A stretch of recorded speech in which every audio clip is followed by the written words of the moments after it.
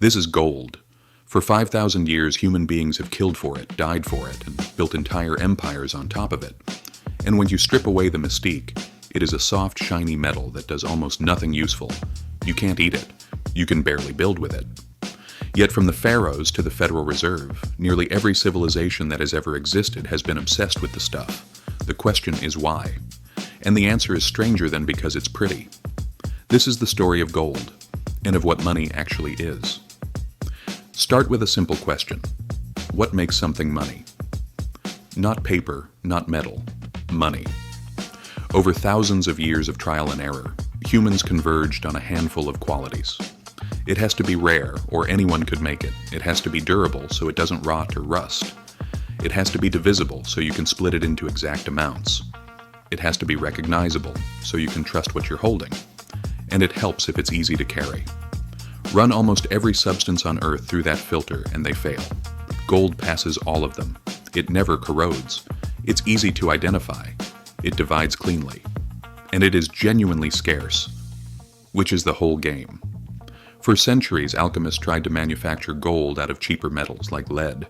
Had any of them ever succeeded, gold would have instantly become worthless, like seashells once everyone can pick them off a beach. But alchemy was nonsense. Nobody could make more gold. And so it stayed rare, which is exactly why it became money. The obsession starts early. Around 3000 BC, ancient civilizations discovered that this yellow metal could be panned from rivers and dug out of the ground, and the Egyptians lost their minds over it. To them, gold wasn't just beautiful. It was the literal flesh of the gods, the skin of the sun god Ra. If you were a pharaoh, you wanted to be buried, wrapped in god flesh. When Howard Carter opened Tutankhamun's tomb in 1922, the innermost coffin alone, just one of 3, was solid gold, weighing around 110 kilograms. That is over 240 pounds of gold, used to bury a teenager. But here's the catch. The Egyptians didn't use gold as money. To them, it was sacred ornament, not currency. Turning gold into money would take a different civilization entirely. That happened around 600 BC in the kingdom of Lydia, in what is now Turkey. The Lydians did something revolutionary. Instead of weighing out raw lumps of metal for every transaction, they minted the first standardized coins, small, uniform pieces of a gold and silver alloy, stamped with the king's mark to guarantee their weight and purity. Now, you didn't have to be a metallurgist to trade. The stamp was the promise. It was, in effect, the first money you could simply trust. Of course, the moment coins existed, people began faking them, mixing in cheaper metal. And the punishments for counterfeiting were savage. But the idea was unstoppable. Coinage spread to the Greeks, then the Romans, and the ancient world ran on it. The Romans took gold especially seriously. Their soldiers and officials were paid in coins, and our word salary descends from the Latin salarium, a word linguistically tied to salt. You'll often hear that Roman soldiers were literally paid in salt, and that this is where salary comes from. That part is a myth. No Roman record shows soldiers being paid in salt, and the surviving pay documents list coins and grain. But Rome did teach the world another lesson about money, a darker one. As the empire grew and ran short of gold, emperors began quietly making their coins smaller or mixing in cheaper metals while pretending the value was unchanged. It's called debasement, and it is simply ancient inflation, the same trick modern governments perform with a printing press. The hunger for gold survived the fall of Rome and roared back in the 15th century, when Europeans heard rumors of cities of gold across the Atlantic. The Spanish conquistadors sailed for the Americas and found that the Aztecs and Incas did have gold, a great deal of it. But the two cultures saw it completely differently. To the Aztecs and Incas, gold was sacred art and religious craftsmanship. Beautiful, but not the most valuable thing in the world. To the Spanish, it was money waiting to be claimed, so they looted on a staggering scale, melting priceless, irreplaceable artwork into anonymous gold bars to ship back to Spain, along with mountains of silver from mines like Potosi, centuries of human craftsmanship erased into bullion. The fever struck again 3 centuries later on the other side of the world. In 1848, a man named James Marshall spotted something glinting in the water while building a sawmill in California. Word got out, and within months over 300,000 people poured into California chasing instant wealth, the famous 49ers. Most of them found nothing, But a few got genuinely rich, and here's the twist. The surest fortunes weren't made by digging. They were made by selling shovels, pans, and supplies to the desperate miners at enormous markups. One merchant, Sam Brannan, became California's first millionaire that way, not by finding gold, but by cornering the market on the tools to look for it. The same pattern repeated in Australia, South Africa, and the Canadian Klondike. Thousands chasing the dream, a handful quietly selling them the picks. By the 19th century, nations had organized all this gold into a system, the gold standard. The idea was simple and powerful. A government backed its paper money with real gold. So in theory, you could walk into a bank, hand over a banknote, and walk out with the metal. The key consequence was discipline. A government couldn't just print money, because every note had to be covered by gold it actually held. Britain ran on it. America ran on it. Most of Europe ran on it, and it created something rare in monetary history: stability.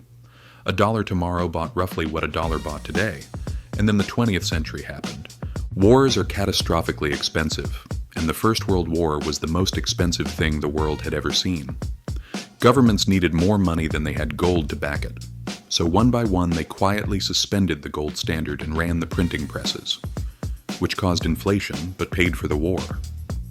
Then came the Great Depression. With banks failing and economies collapsing, governments wanted to print money for relief, but the gold standard wouldn't let them. So in 1933, President Franklin Roosevelt did something startling. He made it illegal for ordinary Americans to own gold. People were ordered to hand in their gold coins and bars to the government in exchange for paper. It freed the government to print, and it quietly handed the state control of nearly all the nation's gold. The old system limped through the Depression and the Second World War, and by 1944 it was clearly broken. Delegates from 44 countries met at Bretton Woods, New Hampshire, to redesign global money from scratch. Their solution put the United States at the center. The dollar would be the world's anchor currency, and America promised that any government could exchange its dollars for gold at a fixed $35 an ounce, backed by America's enormous gold reserves. And it worked beautifully, because everyone simply trusted that the gold was there. Almost no one asked to see it. That trust let America print dollars the whole world would accept. Until someone asked. As the years passed, countries began to notice that the United States had printed far more dollars than it had gold to redeem them. France, in particular, started cashing in its dollars for metal, and the vaults began to drain. On August 15, 1971, President Richard Nixon went on television and ended it. The United States would no longer convert dollars into gold. The gold window was closed, described in the classic fashion as a temporary measure. It was permanent. For the first time in 5,000 years, the world's money was backed by nothing but trust in governments. The skeptics who responded by buying gold were vindicated fast. The price climbed from $35 an ounce in 1971 to around $850 by 1980, more than a 20-fold rise in under a decade. That is the world we still live in. The age of fiat money, currency backed by faith rather than metal. And once the brakes came off, the printing accelerated. In 1971, the total U.S. money supply was roughly $700 billion. By 2008, it was around $7.5 trillion. Then the 2020 pandemic hit, and governments injected trillions more. The money supply expanded by roughly 40% in about 2 years, one of the fastest expansions in modern history. Inflation followed, as it always does. But here is the detail almost nobody notices. While governments were printing on an epic scale, the central banks themselves, the very institutions running the presses, were quietly buying gold at the fastest pace in decades, well over 1,000 tons a year. Even the United States, which abandoned the gold standard, still sits on roughly 8,000 tons of it. The largest hoard on Earth, about half of it buried under Fort Knox. They never sold it. You might ask why the people who can print unlimited money still want a useless yellow metal in a vault. The answer is that they've watched what they're holding. Paper currencies are an experiment, and experiments can fail. Gold has outlasted every empire that ever tried to replace it. Rome, Spain, the British pound. As the banker J.P. Morgan put it in 1912, testifying before the U.S. Congress, gold is money and everything else is credit.